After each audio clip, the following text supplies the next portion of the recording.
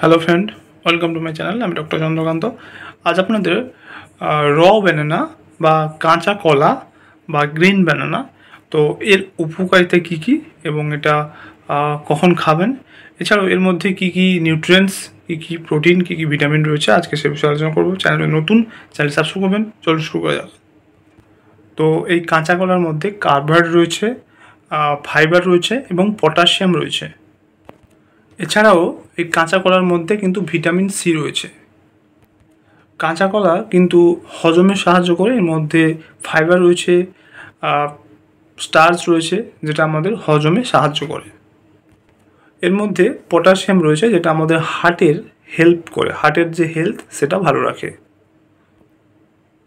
এছাড়াও এটা blood sugar management করে। এর মধ্যে গ্লাইসেমিক ইন্ডেক্স কম রয়েছে, যেটা আমাদের সুগারকে কন্ট্রোলে রাখে।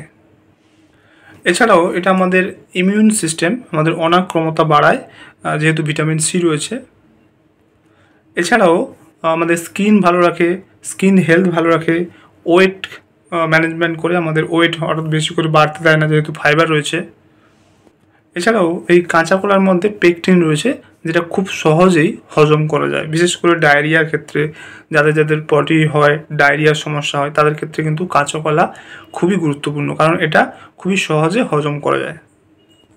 তো আজকে জানলেন যে কাঁচা কলা বা গ্রিন ব্যানানা বা র ব্যানানা এর কী কী বেনিফিটস এবং এর মধ্যে কী কী ভিটামিন, কী কী নিউট্রিয়েন্টস রয়েছে। তো আজকের ভিডিও এই পর্যন্ত। চ্যানেল নতুন, চ্যানেল সাবস্ক্রাইব করবেন, লাইক করবেন। Thank you for watching.